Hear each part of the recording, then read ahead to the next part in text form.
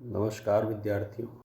आज मैं आपसे हिंदी शब्द, हिंदी भाषा की उत्पत्ति एवं विकास, इस बिंदु पर, इस शीर्षक पर बात करना चाहूँगा।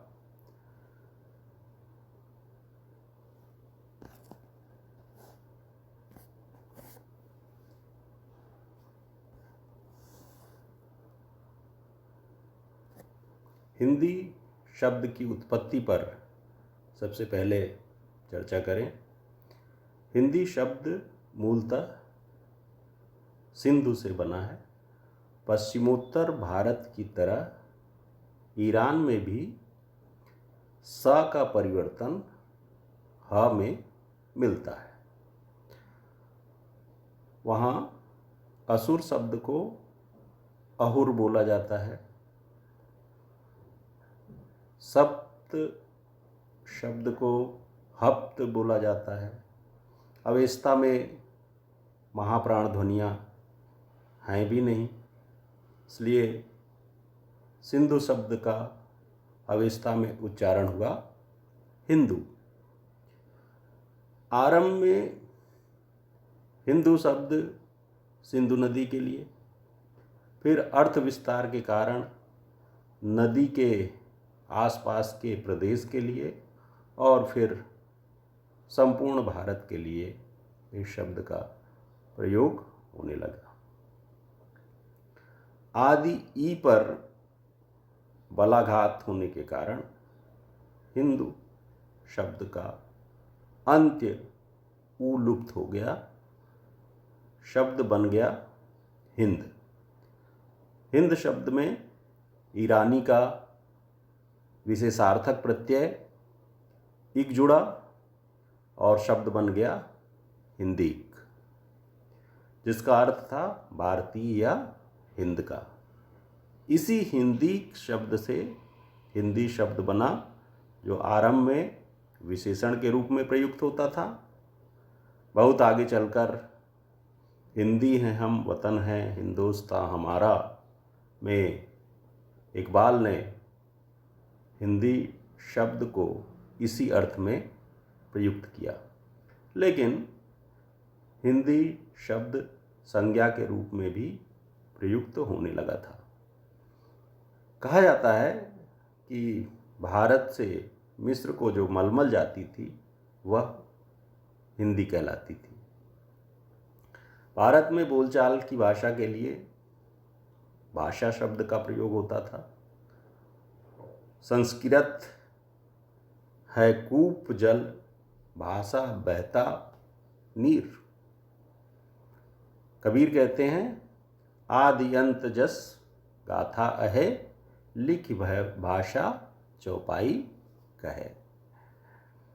जैसी बोलते हैं, भाषा बोल न जानही, जहि के कुल के दास। केशवदास में भाषा शब्द को प्रचलित भाषा के अर्थ में ही प्रयुक्त किया गया है, अर्थात हिंदी जैसा कोई शब्द नहीं था। बहुत पहले भाषा ही शब्द प्रयुक्त होता था।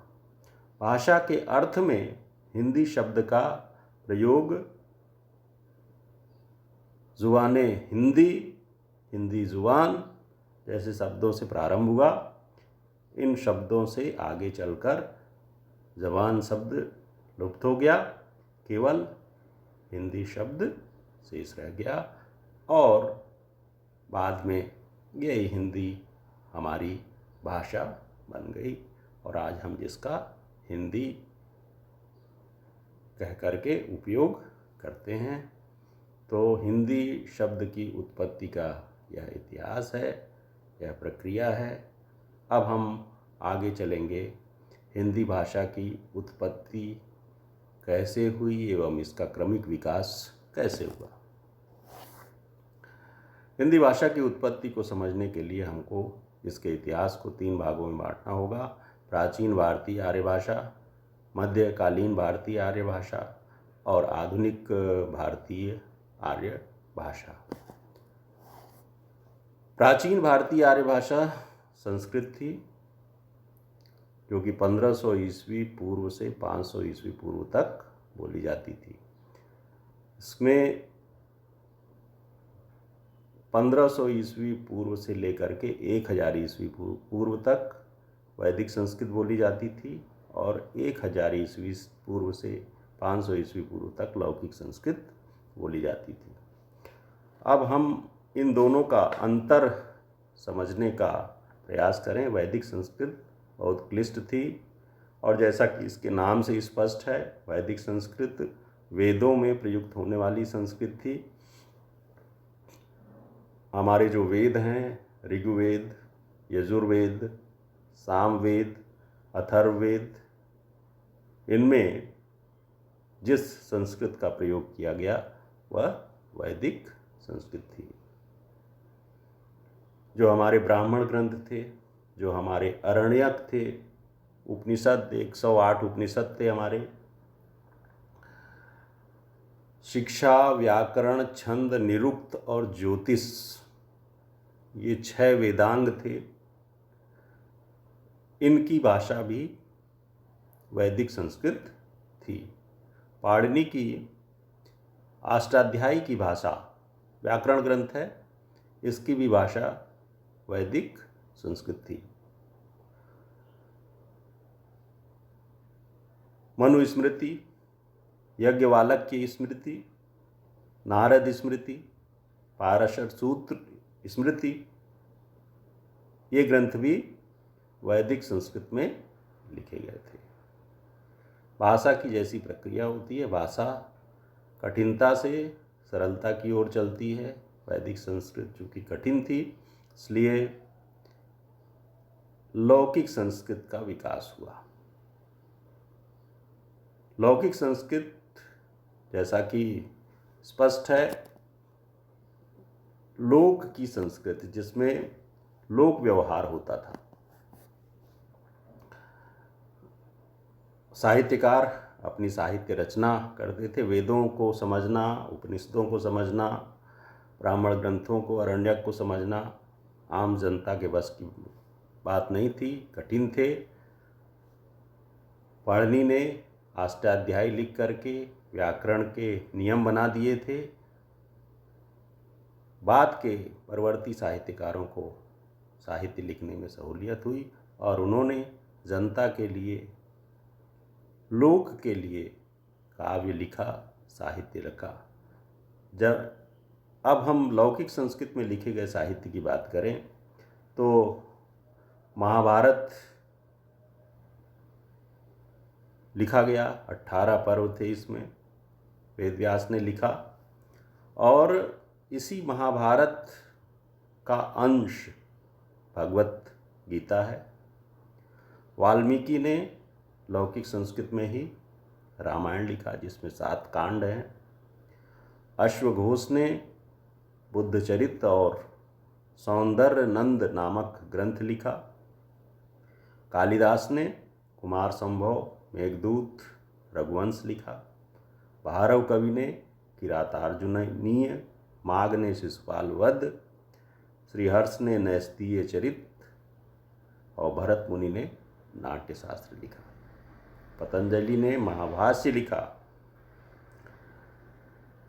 भास कवि ने वृक्षकटिक, स्वप्नवासव दत्त, भवभूति ने महावीर चरित, उत्तर रामचरित लिखा।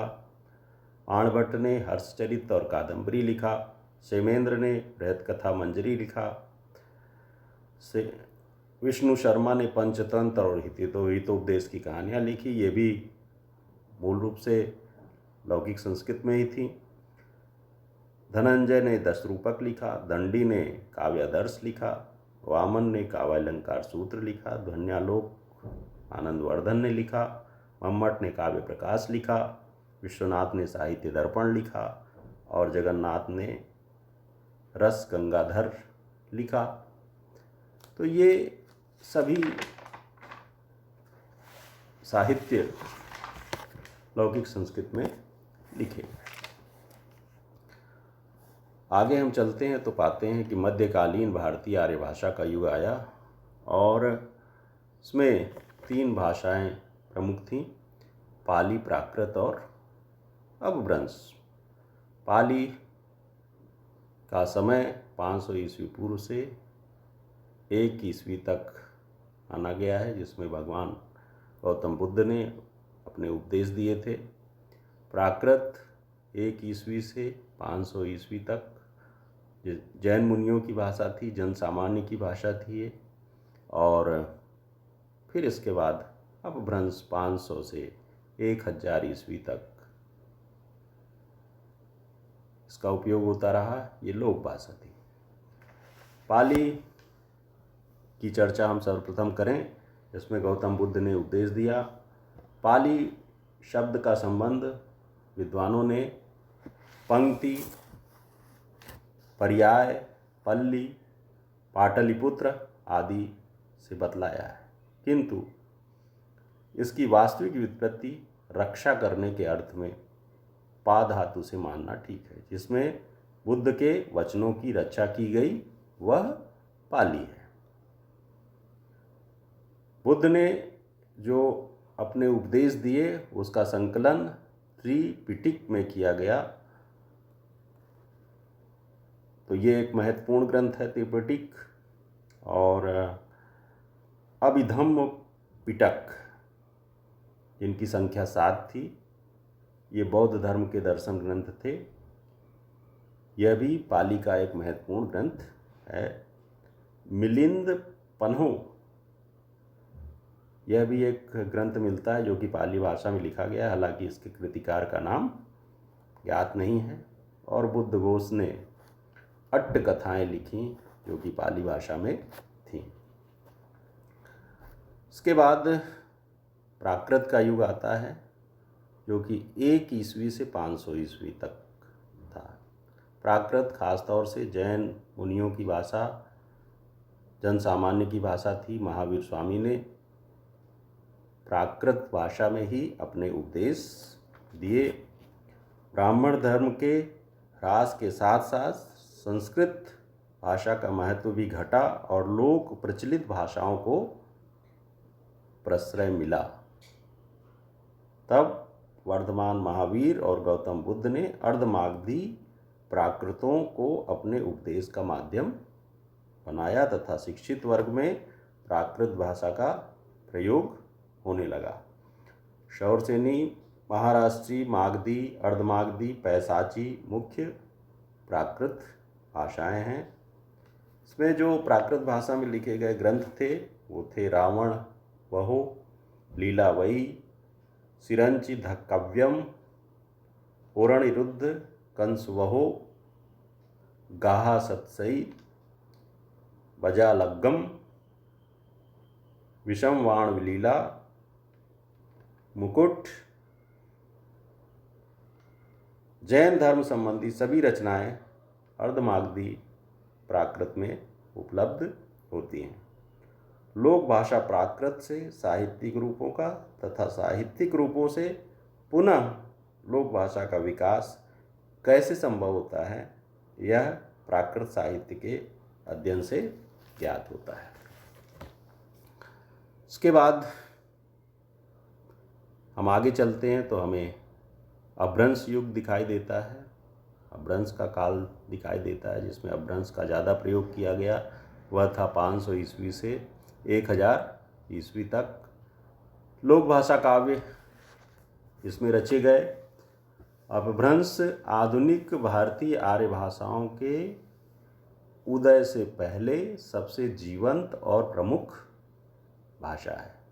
अपभ्रंश भारतीय आर्य भाषा के मध्यकाल की अंतिम अवस्था है, जो प्राकृत और आधुनिक भाषाओं के बीच की स्थिति है। अपभ्रंश के अन्य नाम प्रचलित थे। अवहत्थ, अवहट्ट, अवहट, अवहंस आदि नाम प्रचलित थे। 2-4 नाम और भी प्रचलित थे। अपभ्रंश के प्राचीन एवं श्रेष्ठ कवि स्वयंभू कवि हैं, जिन्हें हिंदी का पहला कवि भी माना जाता है, जिन्होंने परमचर्यु तथा महाभारत, ये वेद व्यास का महाभारत नहीं था बल्कि स्वयंभू कवि के द्वारा लिखा हुआ महाभारत था जिसकी रचना उन्होंने की थी। पुष्पदंत ने जैन परंपरा के 63 शलाका पुरुषों का चरित महापुराण नामक विशाल काव्य लिखा था अपभ्रंश भाषा में। राम और कृष्ण पर आधारित राय कुमार चरियु व जसहर चरियु की रचना भी पुष्पदंत ने की थी। धनपाल ने भविष्यत कहा और करंकणु चरियु नामक ग्रंथों की रचना अपभ्रंश भाषा में की थी। हेमचंद ने प्रबंध चिंतामणि की रचना की थी जो कि अपभ्रंश भाषा में थी। सरहपा और हनहपा ने भी अपभ्रंश को अपने काव्य भाषा का आधार बनाया था। उद्योतन सूरि का गद्य ग्रंथ कुवलय माल कहा भी अपभ्रंश में ही लिखा गया था। तो इस तरीके से ये मध्यकालीन आर्य भाषाओं का युग था जिसमें पाली, प्राकृत और अपभ्रंश का साहित्य लिखा गया। हम आगे चलते हैं तो आधुनिक भारतीय आर्य भाषा 1000 ईस्वी से मानते हैं कि आधुनिक आर्य भाषाएं 1000 ईस्वी के बाद विकसित हुई। आचार्य रामचंद्र शुक्ल जैसे साहित्यकारों ने 1050 से माना है। अपभ्रंश के जो विविध रूप बाद में अस्तित्व में दिखाई दिए वो थे सौरसेनी अपभ्रंश, पैसाची या कैकटक, ब्राचड़, खस, महाराष्ट्री, अर्धमागधी अपभ्रंश और मागधी। ये अपभ्रंश के 7 रूप बाद में चलन में आए, अस्तित्व में दिखाई दिए, जिनसे आधुनिक आर्य भाषाओं का विकास हुआ। अब एक एक करके हम चर्चा करते हैं। सौरसेनी अपभ्रंश, तो सौरसेनी अपभ्रंश से राजस्थानी, जिसे मारवाड़ी भी कहते हैं, इसका विकास हुआ। आज जो जोधपुर, अजमेर, मेवाड़, सिरोही, जैसलमेर, बीकानेर में बोली जाती है, इसमें लोक साहित्य पर्याप्त मात्रा में लिखा जाता है। जयपुरी, जयपुर, अजमेर, किशनगढ़ में बोली जाती है। मेवाती भाषा का विकास सौरसेनी अपभ्रंश से हुआ। अलवर, गुड़गांव और भरतपुर में बोली जाती है। मालवी सौरसेनी अपभ्रंश से ही निकली हुई एक बोली है। इंदौर, उज्जैन, देवास, रतलाम, भोपाल और होशंगाबाद में बोली जाती है। इसमें भी लोक साहित्य पर्याप्त मात्रा में मिलता है। गुजराती भी अब सौरसेनी अपभ्रंश से निकली हुई बोली है। काठियावाड़ में बोली जाती है। गुजरात प्रांत की भाषा है। सौरसेनी अपभ्रंश से निकलने वाली सबसे महत्वपूर्ण बोली थी पश्चिमी हिंदी की बोलियां थी। पश्चिमी हिंदी की बोलियां ब्रज, बांगरू, बुंदेली, खड़ी बोली और कन्नौजी, ये 5 बोलियों का विकास पश्चिमी हिंदी से हुआ और पश्चिमी हिंदी सौरसेनी अपभ्रंश से निकली हुई थी। ब्रज मथुरा मंडल में बोली जाती है। अलीगढ़, आगरा, धौलपुर, मैनपुरी में बोली जाती है। रीतिकाल में ब्रज भाषा एक महत्वपूर्ण भाषा थी और महाकवि सूरदास ने सूरसागर की रचना ब्रज भाषा में ही की थी। अष्टछाप के 8 कवियों ने ब्रज भाषा को ही अपने साहित्य का माध्यम बनाया। बांगरू हरियाणा, रोहतक, दिल्ली के आसपास बोली जाती है। बुंदेली झांसी, छतरपुर, ग्वालियर, जालौन, भोपाल, सागर में बोली जाती है। इसमें भी लोक साहित्य पर्याप्त परिमाण में मिलता है।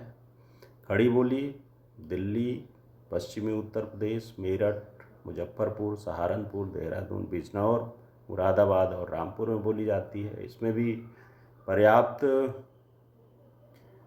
लोक साहित्य मिलता है।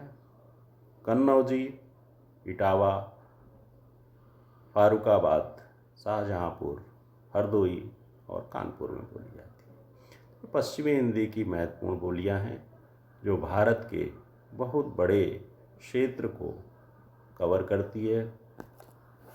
आगे चलते हैं। पैसाची या कैकेटक, यह भी अपभ्रंश से निकला हुआ एक रूप है। इसके अंतर्गत दो बोलियां लहंदा और पंजाबी है। संपूर्ण पंजाब में बोली जाती है पंजाबी। लहंदा पश्चिमी पंजाब में बोली जाती है। आजकल पश्चिमी पंजाब पाकिस्तान का हिस्सा है। ब्राचड़ भी अपभ्रंश से ही निकली हुई अपभ्रंश का ही एक रूप है। इससे सिंधी भाषा का विकास हुआ। इसका विकास ब्राचड़ या बारचट अपभ्रंश से हुआ है। सिंध क्षेत्र की भाषा होने के कारण इसे सिंधी कहा गया है। सिंधु नदी के तटीय भाग में यह बोली जाती है। इसकी कई बोलियां हैं, जिनमें बिचौली एक बोली प्रमुख है। साहित्य भी आजकल खूब लिखा जाता है सिंधी में, और इसकी लिपि भी अलग है। पहले लंडा लिपि का प्रयोग होता था, फारसी लिपि का प्रयोग होता है। आगे चलते हैं। खश भी अपभ्रंश का एक रूप है। से निकलने वाली बोलियां हैं पहाड़ी, कुमायूं और गढ़वाली। जो पहाड़ी है वो पश्चिमी पहाड़ी क्षेत्र में बोली जाती है। शिमला, चंबली, कुल्लई क्षेत्र में बोली जाती है। कुमायूं मध्य पहाड़ी, कुमायूं, गढ़वाल, नैनीताल, अल्मोड़ा, मंसूरी में बोली जाती है। गढ़वाली पूर्वी पहाड़ी, काठमांडू, नेपाल की घाटी में बोली जाती है। आगे चलते हैं। महाराष्ट्री अपभ्रंश का ही एक रूप है। मराठी बोली का विकास हुआ और संपूर्ण महाराष्ट्र में इस भाषा का प्रयोग होता है। विस्तृत क्षेत्र में बोली जाने के कारण 4 विभिन्न क्षेत्रों में इसके 4 रूप उभर आए हैं। मराठी का अपना समृद्ध साहित्य है। संत नामदेव, ज्ञानेश्वर, रामदास तथा तुकाराम आदि मराठी के प्रमुख कवि हैं। मराठी भाषा में संत साहित्य पर्याप्त मात्रा में लिखा गया है। देवनागरी लिपि का प्रयोग मराठी के लिए किया जाता है। चलते हैं अर्धमागधी अपभ्रंश। यह भी अपभ्रंश का ही एक रूप है, जिससे पूर्वी हिंदी की बोलियों का विकास हुआ और पूर्वी हिंदी की प्रमुख बोलियां अवधी, बघेली, छत्तीसगढ़ी। अवधी की बात करें, यह भी इसका अधिकांश भाग उत्तर प्रदेश में बोला जाता है। अवधी लखनऊ, रायबरेली, सुल्तानपुर, बाराबंकी, उन्नाव, हरदोई, सीतापुर, लखीमपुर, अयोध्या, जौनपुर, प्रतापगढ़, प्रयागराज, कौशाम्बी, अंबेडकर नगर, गोंडा, बस्ती, बहराइच, बलरामपुर, सिद्धार्थनगर, श्रावस्ती तथा फतेहपुर में बोली जाती है। अवधी साहित्यिक दृष्टि से बहुत समृद्ध भाषा है। महाकवि तुलसीदास ने रामचरितमानस की रचना अवधी में की थी। जायसी ने अपना पद्मावत अवधी भाषा में लिखा था। बघेली पूर्वी हिंदी से निकली हुई एक बोली है। सीधी, सतना, रीवा, शहडोल, उमरिया और अनूपपुर क्षेत्रों में बघेली भाषा बोली जाती है। उसमें भी पर्याप्त लोक साहित्य है। छत्तीसगढ़ी रायपुर, दुर्ग, बिलासपुर, राजनांदगांव, कोरबा, सारंगढ़, कवर्धा, जगदलपुर, दंतेवाड़ा, कोरिया, अंबिकापुर क्षेत्रों में बोली जाती है। इसके भी संपूर्ण छत्तीसगढ़ की भाषा इसे कहेंगे, लेकिन इसके भी विभिन्न रूप देखने को मिलते हैं, जैसे सरगुजिया, बस्तरिया, खलटाही इत्यादि रूप इसके जो है विकसित हो गए हैं। पर्याप्त लोक साहित्य लिखा जा रहा है। छत्तीसगढ़ी साहित्य समृद्धि की ओर निरंतर अग्रसर है। इसके बाद मागधी, यह भी अपभ्रंश से निकली हुई अपभ्रंश का ही एक रूप है। से बिहारी, भोजपुरी, मगही, मैथिली, बंगाली, उड़िया और असमिया, इतनी बोलियों का विकास हुआ। बिहारी, भोजपुरी, मगही, मैथिली बोली का क्षेत्र है जो है बिहारी का। भोजपुरी, भोजपुर, रांची, सारण, चंपारण, मिर्ज़ापुर, जौनपुर, बलिया, गोरखपुर और बस्ती क्षेत्रों में बोली जाती है। मगही गया, पटना, भागलपुर, हजारीबाग, मुंगेर आदि क्षेत्रों में बोली जाती है। मैथिली दरभंगा शहर, मुजफ्फरपुर, भागलपुर में बोली जाती है। जैसा कि आपको मालूम ही है कि विद्यापति ने अपनी पदावली की रचना मैथिली भाषा में ही की थी। मैथिली एक बहुत कर्णप्रिय बोली है। देसल बैना सब जन मिठा, इसके लिए एक कहावत प्रचलित है। बंगाली पश्चिम बंगाल एवं बांग्लादेश का कुछ क्षेत्र बंगाली का क्षेत्र है। जैसा कि आपको मालूम है कि बंगाली में भी पर्याप्त समृद्ध साहित्य है और इसकी विविध विधाओं से, चाहे वो कहानी का क्षेत्र हो, चाहे उपन्यास का क्षेत्र हो, हिंदी ने बंगाली साहित्य से रस लिया है। रविन्द्रनाथ टैगोर, शरद चंद्र इत्यादि प्रसिद्ध साहित्यकार हैं बंगला भाषा के। उड़िया संपूर्ण उड़ीसा क्षेत्र की भाषा है और इसमें भी सीताकांत महापात्रा जैसे वरिष्ठ साहित्यकार हुए हैं उड़िया भाषा के। असमिया असम की भाषा है और यह संपूर्ण असम में बोली जाती है। तो इस तरीके से ये 7 बोली मागधी के अंतर्गत विकसित हुई। मैंने आपको हिंदी शब्द की उत्पत्ति, हिंदी का विकास कहाँ से हुआ, तो आपको मैंने प्राचीन भारतीय आर्य भाषाओं के बारे में बताया, वैदिक संस्कृत के बारे में बताया, लौकिक संस्कृत के बारे में बताया, मध्यकालीन भारतीय आर्य भाषाओं के बारे में बताया जिसके अंतर्गत पाली, प्राकृत और अपभ्रंश थी, और इसके बाद आधुनिक भारतीय आर्य भाषाओं के विकास को समझाने का प्रयास किया, उसके क्षेत्र को बताने का प्रयास किया, उसके साहित्य को बताने का प्रयास किया। मेरे ख्याल से यह जो टॉपिक था यह आपके लिए बहुत उपयोगी सिद्ध होगा, खास तौर से स्नातक एवं स्नातकोत्तर के विद्यार्थियों के लिए और प्रतियोगी परीक्षाओं की तैयारी कर रहे विद्यार्थियों के लिए यह वीडियो महत्वपूर्ण एवं उपयोगी सिद्ध होगा। धन्यवाद।